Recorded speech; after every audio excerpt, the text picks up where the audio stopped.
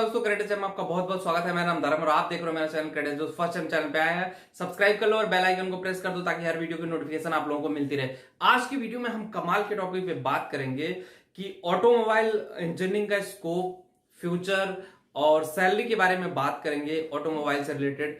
अभी मैंने एक वीडियो डाला था जिसमें मैंने कमेंट करने के लिए बोला था कि आप लोग टॉपिक दे, तो उसमें कुछ लोगों ने कमेंट किया था कि सर ऑटोमोबाइल का स्कोप, फ्यूचर क्या है, इस पे वीडियो बनाइए। तो मैंने सोचा कि अब इस पे वीडियो बना देना चाहिए। तो इस पूरे वीडियो में आपको सबसे पहले बताना चाहता हूं, अगर ऑटोमोबाइल इंडस्ट्री में आपको जॉब करनी है तो सबसे पहले आपके पास इंजीनियरिंग सेक्टर की अगर बात करें तो आपको पास मैकेनिकल टूल्स या प्रोडक्शन की नॉलेज होनी चाहिए, डिग्री होनी चाहिए, चाहे पॉलिटेक्निक हो चाहे बीटेक हो, टूल्स या प्रोडक्शन में। अब बात करते हैं ऑटोमोबाइल इंडस्ट्री की। यार ऑटोमोबाइल इंडस्ट्री बहुत बड़ी है। हमें लगता है कि ऑटोमोबाइल इंडस्ट्री बड़ी छोटी सी है, लेकिन इंडिया में अगर देखा जाए तो ऑटोमोबाइल इंडस्ट्री बहुत नेक्स्ट लेवल की है। और उस इंडस्ट्री का आप जानते हो जो परचम है बहुत दूर तक लहराता रहता है। और उसका एक ही रीजन ये है कि सबसे बड़ा रीजन इंडस्ट्री का कि ऑटोमोबाइल इंडस्ट्री में बेरोजगारी बहुत कम आती है और पैसे बहुत होते हैं ऑटोमोबाइल इंडस्ट्री में। आप जानते हो एक कार बनाने में कितनी कॉस्टिंग आती है, कार कैसे बनता है, या ऑटो कैसा बनता है, या बस कैसे बनती है। जितनी भी आपको 4 व्हीलर गाड़ियां मिलेंगी या 6 व्हीलर या 8 व्हीलर, ट्रक हो गया, ट्रॉली हो गया, ट्रैक्टर हो गया, सारी जो कहानियां हैं ये कहीं ना कहीं ऑटोमोबाइल इंडस्ट्री से होकर के इन लोगों को गुजरना पड़ता है। और बहुत सारे ऐसे पार्ट होते हैं जो इंडिया में मैन्युफैक्चरिंग होते हैं, बहुत सारे पार्ट होते हैं इंडिया से बाहर मैन्युफैक्चरिंग होकर इंडिया में मंगाए जाते हैं। तो उसमें जो ऑटोमोबाइल इंजीनियर्स का जो रोल होता है वो बहुत ज्यादा बढ़ जाता है। अगर आप ऑटोमोबाइल इंडस्ट्री की हम बात करें करंट टाइम में, तो करंट टाइम में कोरोना वायरस की वजह से ऑटोमोबाइल इंडस्ट्री बहुत डाउन चल रही है। ये फैक्ट है, रियलिटी है जो मैं आपको बता रहा हूं।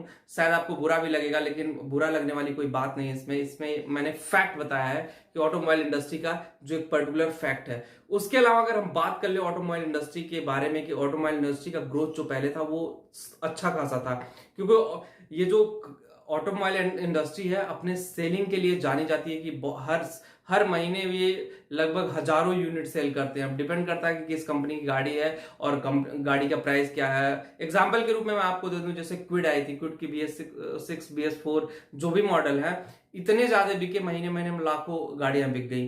तो वहां से उनका रेवेन्यू बहुत अच्छा खासा जनरेट हुआ और वो अपनी टीम को, अपने जो भी बंदे हैं और हायर करते हैं और नेक्स्ट लेवल पे लेके जाते हैं। जब रिसेशन आता है तो बहुत ज्यादा फायरिंग भी होती है ऑटोमोबाइल इंडस्ट्री में। ऑटोमोबाइल इंडस्ट्री में जाना है तो सबसे पहले आपका बेसिक बहुत क्लियर होना चाहिए कि ऑटोमोबाइल इंडस्ट्री किस तरह से काम करती है। आपको एक जो नॉलेज होता है बुक वाला नॉलेज वहां छोड़ करके इंडस्ट्रियल नॉलेज आपको गेन करना बड़ा जरूरी होता है। क्योंकि अगर इंडस्ट्रियल नॉलेज नहीं है आपके पास ना, तो चीजें बड़ी कॉम्प्लिकेटेड हो जाती हैं मैकेनिकल इंजीनियर्स के लिए। और अगर आपने किसी के अंडर में, मैं हमेशा ही कहता हूं मैकेनिकल इंजीनियरिंग अगर आपने किया, किसी के अंडर में रह करके अगर आपने ट्रेनिंग कर ली या फिर कुछ और कर लिया तो बहुत बेहतर होता है आपके फ्यूचर के लिए। क्योंकि इंडस्ट्री में चीजें सीखना बहुत जरूरी है। मैं इंडस्ट्री में हूं, पिछले 7 सालों से मैं इस इंडस्ट्रीज में होकर के गुजर रहा हूं। मेरे बहुत सारे ऐसे जान पहचान वाले हैं जो बड़ी बड़ी मल्टीनेशनल कंपनीज में काम करते हैं ऑटोमोबाइल इंडस्ट्री में, टाटा मोटर्स और मारुति सुजुकी जैसी कंपनीज में जॉब करते हैं, और उनसे मेरा कंटिन्यूअस कांटेक्ट होता रहता है कि क्या चल रहा है। बहुत सारे लोग हैं मारुति सुजुकी में, जो कंपनीज हैं, टाटा कंपनी है। अब बात करते हैं कि इनमें जॉब का प्रोसेस क्या होता है। देखो होता क्या है कि ये कंपनीज जाती हैं IIT में, जाती हैं NITs में, जाती हैं IIT NITs में। अगर इन्हें बंदे सही मिल जाते हैं फिर ये अदर कैंपस में नहीं जाती है। कुछ डीम्ड यूनिवर्सिटियां हैं, पैसा देके इन्हें बुलाती हैं, अच्छा खासा पैसा, करोड़ों रुपए पे करती है कि आ जा भैया हमारे यहाँ से बंदे उठा के लेके जा, समझ ले एक आध साल की सैलरी हमारी तरफ से तुझे दे दिया जाएगा। तो वहां पे भी जाते हैं। IIT NIT के बाद ये जो कंपनीज होती हैं डिप्लोमा लेवल पे कह लें तो IRT में सबसे पहले ये जानती हैं ऑटोमोबाइल की कंपनी, IRT में प्लेसमेंट के लिए। उसके बाद अगर आपको एंट्री करनी है तो आपको कुछ एक्सपीरियंस होना चाहिए। फ्रेशर लेवल पे भी करती हैं, हायरिंग करती हैं, बट बहुत ज्यादा फ्रॉडपना इसमें इन्वॉल्व होता है। बहुत सारी कंसल्टेंसी, बहुत सारे मेल आपको अभी आ रहे होंगे, मारुति सुजुकी में भर के वैकेंसी आई है। कुछ यूट्यूबर भी बता रहे होंगे इस मेल पे मेल कर दो मारुति सुजुकी में जॉब लग जाएगी। ये सब चीजें नहीं है और इन सब चीजों पे भरोसा मत करो। कंपनी में जॉब लगती है, हाँ ये सब कंपनियां किसी मीडिएटर के थ्रू ही आपको एंट्री लेंगी। जैसे अगर आपको एक्सपीरियंस हो गया 1 साल 2 साल 3 साल 4 साल, तो ये वैकेंसी निकालती हैं, किसी थर्ड पार्टी कंसल्टेंट्स के थ्रू ही आपको एंट्री कराएंगे, लेकिन प्रॉपर वे में होता है। जैसे HCL विप्रो है, वो खुद का रिक्रूटमेंट नहीं करती हूँ, थर्ड पार्टी कंसल्टेंसी के थ्रू ही रिक्रूटमेंट कराती हैं। तो बस मैं आप लोगों को यही बताना चाहता था कि बहकावे में मत आए, और जहां पे जॉब निकले उन सब की वेबसाइट है, वेबसाइट पे भी जाके आप इंफॉर्मेशन ले सकते हो। जो एचआर है, एचआर आपको इतना तो बता ही सकता है कि करंट ओपनिंग है या नहीं है। बहुत सारी कंपनीज हैं जो ऑटोमोबाइल इंडस्ट्रीज में कि अपनी ओपनिंग रखती हैं। आप मर्सिडीज और ऑडी इन सब की बात कर लें तो इन सब में करोड़ों की पैकेज होती है, जो आईआईटी और एनआईटी वालों को उठाते हैं। ये लोग बहुत अच्छी खासी पैकेज बात करते, सैलरी पे उठाते हैं। और यही रीजन है कि जितनी बड़ी मल्टीनेशनल कंपनियां हैं वो आईआईटी में ही जाती हैं, एनआईटी में ही जाती हैं। और हमें जो स्टेट लेवल के इंजीनियर्स होते हैं उनकी एंट्री करने में वहां 5 साल लग जाएंगे, 5 साल 4 साल लग जाता है, तब जाके एंट्री हो पाती है। लेकिन ऐसा नहीं है। बहुत सारे जो ऑटोमोबाइल की कंपनी है उन्होंने ऑफ कैंपस जा करके उसके बाद फिर हायरिंग शुरू कर दी है, और उसमें हायर करने के लिए उन्होंने कंसल्टेंट्स रखे हुए हैं, उसके थ्रू भी वो हायर कर रहे हैं। बट प्रॉपर वे में होना चाहिए। आप देख लीजिए, फ्रॉडपना नहीं होना चाहिए आपके साथ। और जिन लोगों ने किया है, अगर वो जाना चाहते हैं तो ऑब्वियसली जो वेबसाइट है उन पे मैंने बताया कि आप लोग जाकर के डिटेल देख सकते हो, और दूसरा एचआर से कांटेक्ट कर सकते हैं। इसके अलावा जब सैलरी पैकेज की बात आती है, ये कंपनियां बहुत हाई सैलरी पैकेज देती हैं। ऑटोमोबाइल इंडस्ट्री पैसे से भरी पड़ी है। एक बार अगर आपकी गलती से ही एंट्री हो गई किसी ढंग की ऑटोमोबाइल की कंपनी में ना, तो लाइफ के अपने आपके 4 दोस्तों की लाइफ चेंज हो जाएगी। इतना पैसा ऑटोमोबाइल इंडस्ट्री के पास। मैंने हमेशा गूगल और फेसबुक या ट्विटर की बात की, लेकिन ऑटोमोबाइल इंडस्ट्री में बहुत ब्लैक मनी है, बहुत पैसा है। और व्हाइट मनी भी के रूप में भी आप बहुत, सैलरी के रूप में भी बहुत पैसा कमा सकते हो।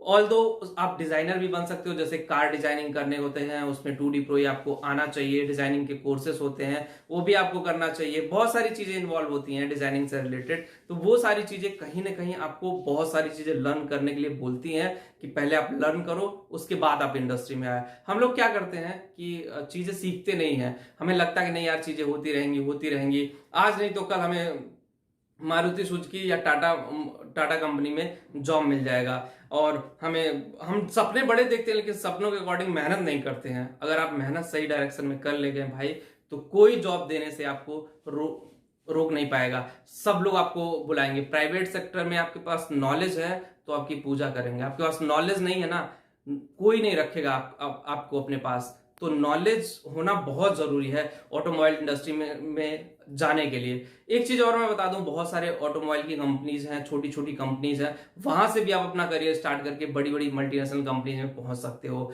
जैसे आप आईटीआई किए हो, आईटीआई वाले भी बहुत सारे मशीनिस्ट जो होते हैं वो ऑटोमोबाइल इंडस्ट्री में जाते हैं, सैलरी अच्छी खासी 25 से 30 हजार रुपए पा जाते हैं। डिप्लोमा लेवल पे अगर हम सैलरी की बात करें तो डिप्लोमा लेवल पे भी 25 से 30 ट्रेनिंग में देते हैं, 50 से 55 हजार रुपए वो जब ऑन रोल लेकर के आते हैं तब देते हैं। और बीटेक लेवल पे ये सैलरी जो है लाख रुपए महीने क्रॉस कर जाती है। अच्छी खासी पेमेंट देते हैं बीटेक वालों को। और वो स्टार्टिंग जो होती है, आप समझ लो पीएसयू में जितनी सैलरी होती है ना, ऑटोमोबाइल की अच्छी कंपनी में चले जाओ ना, तो वहां पे वो सैलरी इक्वल हो जाती है। लेकिन उसमें जाने के लिए ना आपको बहुत हार्ड वर्क करने की जरूरत होगी। और हार्ड वर्क मैंने बताया, अगर आईआईटी और एनआईटी के अलावा आप कहीं और से हो, आईआरटी के अलावा, तो एंट्री लेवल थोड़ा सा टफ होता है। उसके लिए आपको थोड़ा एक्सपीरियंस लेना पड़ेगा, देखना पड़ेगा, खुद जाके वेबसाइटों पे चेक करना पड़ेगा कि करंट ओपनिंग है या नहीं है, या फिर आपको लोग बेवकूफ बना रहे हैं, मारुति सुजुकी में वैकेंसी निकली है आ जाओ और भर्ती कर लेंगे। तो इस तरह से बहुत सारे देखो ब्रांच भी चल गई हैं। एक चीज और मैं बता दूं, ऑटोमोबाइल इंडस्ट्री में बहुत सारे शोरूम पे भी बंदों को हायर किया जाता है। इंजीनियरिंग कर करके बंदे जाते हैं और कंफ्यूज हो जाते हैं। जैसे टाटा के शोरूम में हायर कर लिया तो लोगों को लगता है मुझे टाटा कंपनी में जॉब मिलेगी। ऐसी बात नहीं, वो डीलर होते हैं टाटा के जो कार सेल करते हैं और उनके साथ काम करते हैं, कार खरीदते हैं और बेचते हैं, बस उनका यही काम होता है। तो ऐसे बहकावे में भी मत आए। और फ्यूचर आने वाला टाइम, अगर कोरोना नहीं है तो फ्यूचर बहुत ब्राइट है ऑटोमोबाइल इंडस्ट्री में। उसमें बहुत सारे चेंजेस होते हैं। आप देख रहे हो कि पहले डीजल और पेट्रोल की गाड़ियां थी, अब इलेक्ट्रिक कारें आ रही हैं। तो एक नया मॉडिफिकेशन हुआ, नया चेंजेस हुआ, नया अपग्रेडेशन हुआ है। उसमें ये नहीं है कि मैकेनिकल की जॉब होती है, उसके इलेक्ट्रॉनिक्स की भी जॉब होती है, इलेक्ट्रिकल की भी जॉब होती है, कहीं कहीं पे सिविल की भी जॉब निकल जाती है, आईटी की भी जॉब होती है।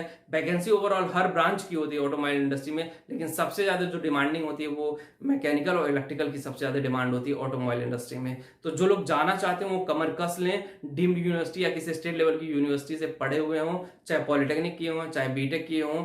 बहुत मतलब आपको दिमाग लगा के वहां तक पहुंचना होगा और स्टेप बाय स्टेप पहुंचो। जल्दबाजी में डिसीजन मत लो कि नहीं यार आज रात मैंने सपना देखा, कल मैं वहां पे मैनेजर बन गया और मैंने मेरे पास घर हो गया, बंगला हो गया, फलाना हो गया, ठिकाना। तो इस टाइप की चीजें मत पालो। जो चीजें फैक्ट हैं, जो चीजें सही हैं, उन सब चीजों पे फैक्टर पे ध्यान दो, क्योंकि ये सारी चीजें लाइफ में आपको ना बहुत परेशान कर देंगी। और चीजें अगर आपने सही से नहीं किया ना, तो ऑटोमोबाइल इंडस्ट्री में भी बहुत ज्यादा रजिस्ट्रेशन आते रहते हैं, जाते रहते हैं, और वो हर हर फील्ड का है। ऐसा नहीं है, कोरोना भी आ गया है, ऑटोमोबाइल इंडस्ट्री बहुत डाउन है। पहले ग्राफ ये था, अब ग्राफ ये होकर के आ गया है।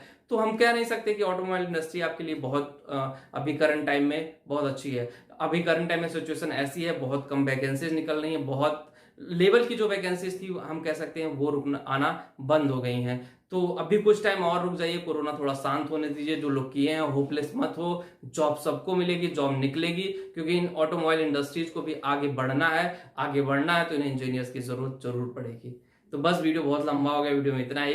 वीडियो लाइक शेयर कमेंट कर दो यार, और कोई फीडबैक हो तो शेयर जरूर करो। थैंक यू, जय हिंद, नमस्कार दोस्तों।